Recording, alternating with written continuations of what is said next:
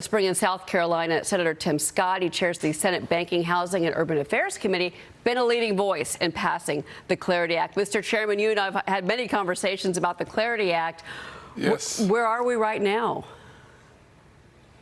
Well, Cheryl, this is hard, and it should be hard because this is the first time ever we've tried to deal with such a historic piece of legislation. It will keep America as the most dominant player in the world economically. There's good news, though, Cheryl. The first thing I'd say is that we now have Republicans and Democrats working together on language that they can agree on. The White House agrees on it as well. We have one more step to go. We need the industry to agree on it. So I spoke last night with Coinbase as well. Everyone is still at the table. There is work to be done, but I am really excited about the fact that we finally have Republicans and Democrats agreeing on something really important on the yield conversation. We now have to get industry to buy into this language. This is a threading the needle process. It's always difficult the first time you do it, but it gets better and better and better. And so I'm still very optimistic about where we are. But it comes down to the issue of the rewards on the cryptocurrency platforms side. The banks oppose this because these cryptocurrency firms are not regulated the same as banks are.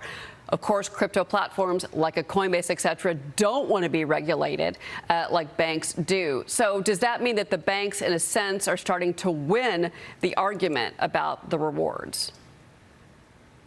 Well, Cheryl, the banks are at the table as well, but let's remember we're talking about an apple and an orange. We're not talking about Apple versus Apple. A stable coin is a $1 to a $1 backing, whereas your savings account is a fractional system. So we're talking about two very different systems altogether. But yes, we want to make sure that the advertising or the marketing of a stable coin account is very different than an FDIC insured bank account. That's important. But at the end of the day, all the players are still at the table.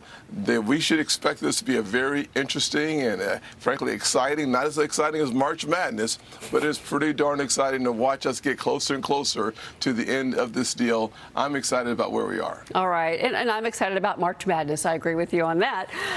Me too. Let's talk about some other issues of the day. So House Budget Committee Chair Jody Arrington is in formal talks with Senate Budget Committee Chair Lindsey Graham regarding a second reconciliation bill. Now, this would fund the Pentagon's $200 billion supplemental for the Iran conflict. It would also build legislation around new funding for immigration enforcement, plus parts of the Save America Act. Now, the president's been very busy on Truth Social this morning, Mr. Chairman. He wrote this: terminate the filibuster and get our airports and everything else moving again. Also add the complete all 5 items, Save America Act items, go for the gold. Mr. Chairman, your reaction to the president's new request this morning?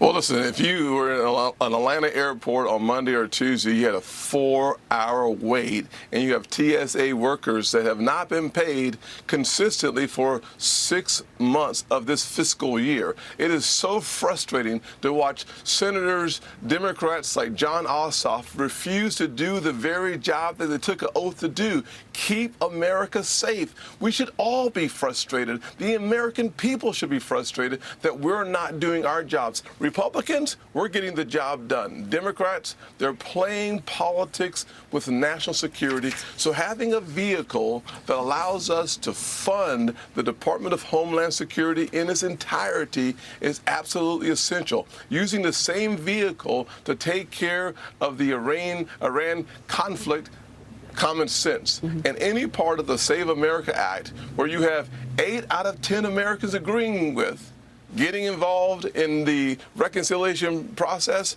great news. Listen, I had a group of South Carolinians in my office, and they agree: voter ID, common sense. Number 2, Americans should vote in American elections, no one else. Common sense. And number 3, why can't we get the Democrats just to do what 80% of Americans agree upon? I don't know. Let's get rid of some Democrats and get more Republicans. Solve the problem. Well, there's a lot of business at hand today for you in Washington, and I want to get to the export-import banking chair in just a second. But real quick, just where we're at with regards to reopening DHS, because the Republicans made an offer, and of course the Democrats countered offer. The Democrats blocked even a test vote yesterday. What do you expect to happen today with regards to the DHS situation, first and foremost? Yeah, more frustration, to be honest with you, Cheryl. We had a heated debate last night about 7:30 with some Democrats and Republicans in the cloakroom, and I will just tell you the truth that they want to take masks away from our ICE agents. And what does that mean? It's not just elimination of a mask. It actually means that the doxing will happen. Their families will be less safe. Their kids will be less safe. And they're going to be worried about their families while they're trying to do a very dangerous job.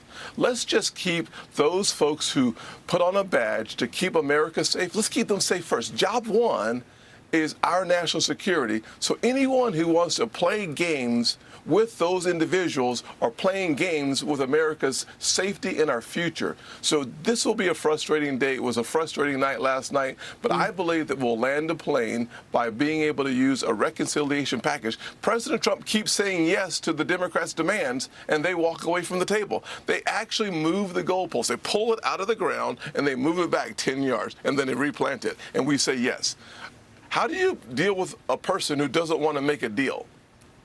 You do it without them. That's how you get it done. Thank you for that new information about last night. And it's unfortunate as we go into day 41 of this shutdown, and we're expecting a busier travel day today than we had yesterday. Real quick before you go, I do want to ask you about this. Export-Import Bank Chair John Jovanovic is going to be appearing before Senate Banking today.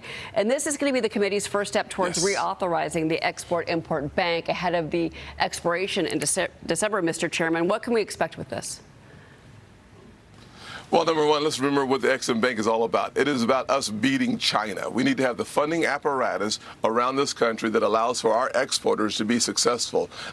They've returned over $10 billion to the Treasury, so this is good news for the taxpayers. But more importantly, it will keep us economically dominant, and we'll win the economic war, so to speak, against China. That's what we'll hear this morning about the Ex-Im Bank. All right, we're going to be watching that hearing today, sir, and of course the latest on DHS funding. Senator Tim Scott, Mr. Chairman, thank you so much for being here. It's always great to speak with you.